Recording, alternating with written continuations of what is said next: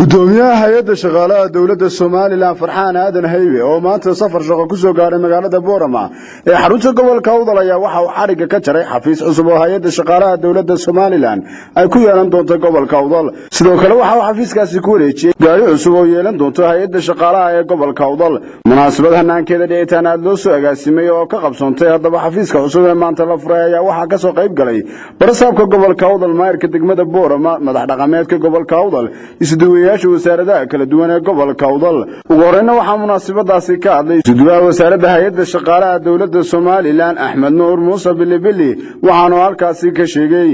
aad ugu mahadnaqayaa oo doonaya inaan halkan mahadnaq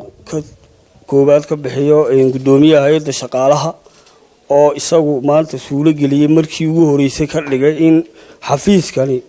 uu halkan ka furmo oo waliba dhamaystirmo shaqaalihiisii qalabkiisii iyo gaadiidkiisiiba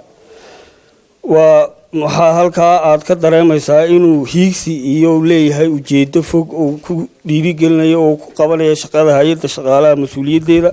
ilaa heer degmo oo ku qabanayo mas'uuliyadda loo dhaariyay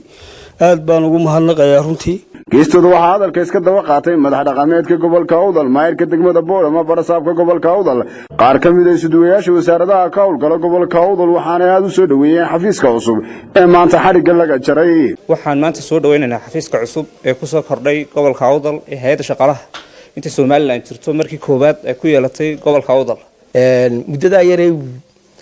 xafiiska nala deganaana waxyaabo fara badan oo activity fara badan ayaanu aad u dareenay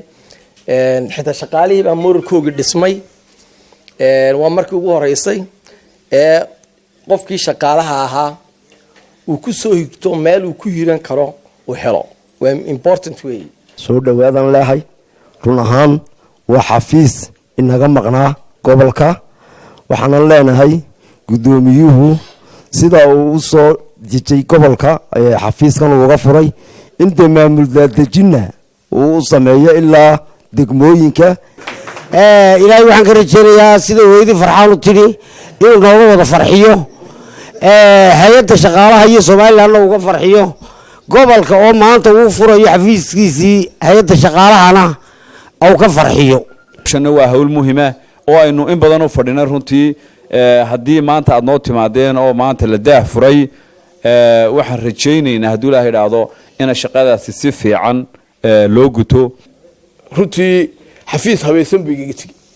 xafiis habaysan oo dhisan buu iga tagay oo ninka raadkiisa ninna waad raaci kartaa ninna ma raaci kartid runtii raad aan raaci karo oo wacan buu kaga tagay ugu dambeyntii waxaa halkaasi ka hadlay gudoomiyaha hay'adda shaqaalaha Soomaaliland waxaanu halkaasi ka sheegay lillahi alxamd inaanu ka bilowno gobolka Awdal shanta gobolba waa ka soo furayna xafiisyada kana ugu horeeyay waxaanu tagaynaa Berbera Burcaanu tagaynaa ceerigaabo maxaan ku dhahaa laascaanood intaba waa tagaynaa Hargeysa xaruntii baa ka fulan insha Allah labada wiiga soo socdayna hawshaasi laga dhamaato waa rajaynaynaa dalkana dhiig bax bay ku tahay dakhliga yar ee kooban ee soo gala inuu dadaaleyna inaynu ilaa ka u jilicsan iyo kii dalkan maartay maxaan ku dhahaa dadka gaboobay iyo waliba inoo tamaniyayna oo doonayna inaynu inteena shaqada ku daada ku noqotay soo tacabtayna inaynu hawlgab galino inuu sameeyno u qoondeyno dakhli hawlgab lagu galiyo si daayartana shaqo loogu abuuro dhamaantood ujeedada shaqaalaha soo dhan Soomaaliland looga gol leeyahay ee ka soo bilaabma agaasime ilaa halka u hooseysa waxa weeye